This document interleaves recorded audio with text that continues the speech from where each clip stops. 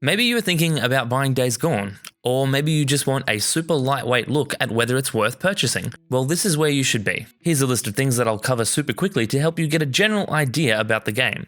Genre competitor comparison, core game loop, key standout features, major points of issue, if I think you should buy the game or not. Alright, let's go. Days Gone follows the mold of many AAA third-person games. In particular, what Sony seems to be offering up regularly with their first-party exclusives. The gameplay consists of navigating this open world that is littered with all sorts of markers that locate things to do, see, and complete. I can almost guarantee that you have played this game before, with a different skin on it. It is very similar to Far Cry and Horizon Zero Dawn and Mad Max and so many other games. But that isn't necessarily a bad thing. Don't discredit it just on that. FIFA is something like 98% the same game every year, and people still love it and buy it every year. If you like these big, third-person AAA games, that's great. If you are somewhat tired of this model of games, then steer clear of this one because it doesn't bring anything revolutionary to the table that will change that feeling. But it does have its own good features for one to like.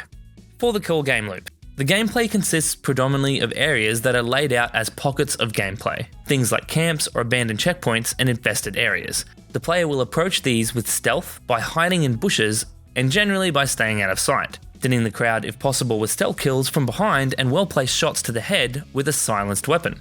Once the player is discovered, gameplay evolves into combat where enemies take cover and the player will find gun combat or melee combat a more effective means of dealing with enemies. Whether that's the human enemies that band together to cause problems like these bandits, or the small number of different zombies, or freakers in Days Gone, that are constantly popping up in the world and locking down areas by walking around and attacking you if you get anywhere near them. You get into these situations mostly by accepting missions or jobs from camps in a few places around the map. Completing these missions will earn you trust and credits which accumulate to allow purchasing of better gear and upgrades to the bike. You get between these camps and random places in the open world by riding your motorcycle, which for a parallel is a much more fun version of the horse found in most other games because you can jump it off things and it is far more maneuverable. And you don't feel bad about slamming it into a tree or tumbling it over a wall, unlike the animal you have been brushing and feeding for hours. This is a very simple reduction of the game, but this repeats over and over. The mission variety is not the worst, but many missions do involve going somewhere and clearing it out in a similar way. So we are across what we do most of the game. What are some of the standout features that make this experience unique? Something new you haven't seen before? I made a video on 7 things I like about Days Gone. I will link it in a card and in the description, so I won't dawdle on this section, but the big standouts are the freakers, the hordes, and depending on your taste, the narrative. The freakers are what takes this game from generic game you have seen a million times to something a little different. And this is mainly achieved through scale. Sure, there are the bigger ones and the small quick ones and the ones that chase you on your bike so nowhere is safe, but mainly you will be bumping into the swarmers. These are your standard run-of-the-mill zombie. The scale comes in because they are spawned all over the world all the time, so you have to deal with them on a regular basis. They can overwhelm you fairly easily and they can cause systemic problems by wandering into camps or near you when you are trying to do something and ruining your plans, adding a general level of constant threat to the entire game, even just in small situations like when you are refueling your bike and you are hoping that they don't notice you. This then leads into hordes. This is the main selling feature of the game. And if this was the feature that you were banking on to buy the game, I would say don't buy it. I'll explain why. The feature itself is realised extremely well. The hordes pose a big threat in the early game and act as a potent obstacle to be avoided. Later on in the game, as the player becomes stronger, the hordes provide an excellent challenge that takes full advantage of the environment, the player's planning, and the player's competence with their gear and the gameplay mechanics. Just in general, they are really fun and rewarding. But the reason I say maybe don't buy it if this was going to be your X factor is because they aren't really a big part of the game until very late in the story.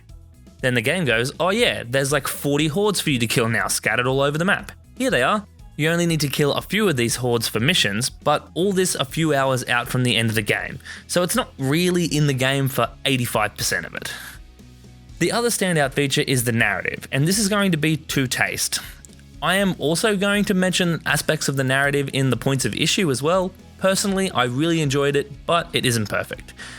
The narrative follows Deacon St. John, former biker turned drifter, as he and his buddy Boozer go about their post-apocalyptic life doing jobs for the camps around the map as Deacon tries to find out what happened to his wife in the outbreak.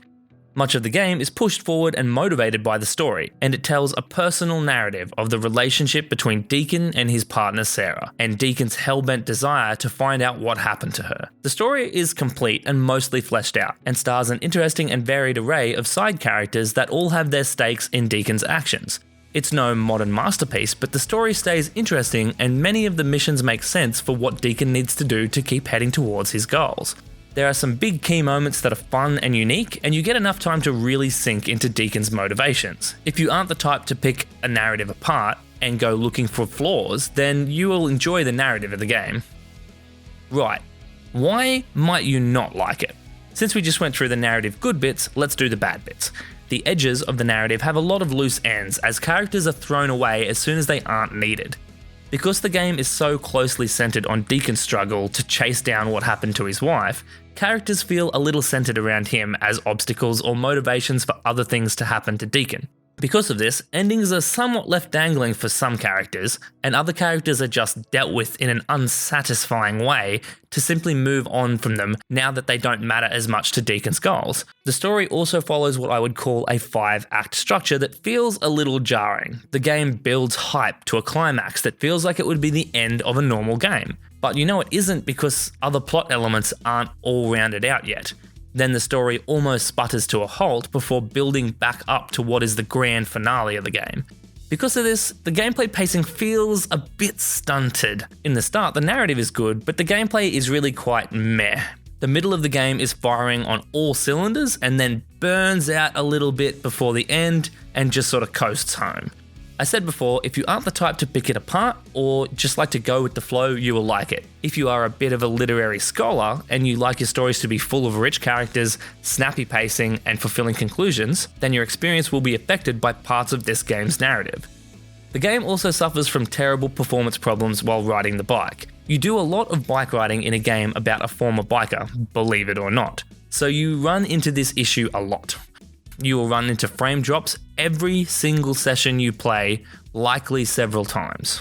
These can range from a few places here and there to full hangs that last longer than a second in some places in the late game. It isn't game breaking, and short of a few steering problems and breaking your immersion, it rarely affects the gameplay. I mention it because I know some people like buttery, smooth performance, and this game falls over a lot when riding around. It really isn't at the level Sony normally meets with their first-party exclusives. Honestly, I think it's bad enough that Sony should have given Bend Studio time to fix some of the issues before release. The last and most important drawback I will mention is you have played this game before. I said it earlier and I stand by that not being a bad thing. Not everything needs to innovate, but while there are some fun missions, and across the game there is a good variety of different activity types, many of the missions fall into the clear out area of enemies type of mission. The game gives you lots of ways to approach these missions by using stealth or ranged weaponry or equipment or even the freakers. But there's only so many ways to skin a cat, and going to a place, dealing with the bandits, and driving back to the camp gets old after a while. This means you really need to be invested in the narrative reason for doing these things if you are going to get repeated enjoyment out of them. I don't mind a bit of tedium if the narrative is engaging enough for me, and the freakers kept things interesting so I could power through this problem. And finally, my opinion, which really means very little. Do I think you should buy this game? Just quickly, I need to ask for your help, just 5 seconds of your time. This has been my very first review. Any feedback you can leave in the comments section will be immensely appreciated. Anyway, I think this one will either resonate with you as a solid set of mechanics you are familiar with that brings some new fun additions to the formula, or be far too much of a less than stellar copy of mechanics that have been staples for a few years now, and the additions don't bring enough to the table. Personally, I really enjoyed most of the game and found the narrative compelling enough after the first 10 hours or so to want to keep going. Based on how close it is to other games and the few problems I mentioned, I wouldn't say buy this one at full price, but if you can pick it up for a sale for 40% off or better, I think you will definitely be getting your money's worth. There are a few fun reworkings of tried and tested mechanics, and there is enough there with the freakers and the hordes that I think everyone will get a good chunk of enjoyment out of Days Gone. Thanks for watching, I'll see you in the next one.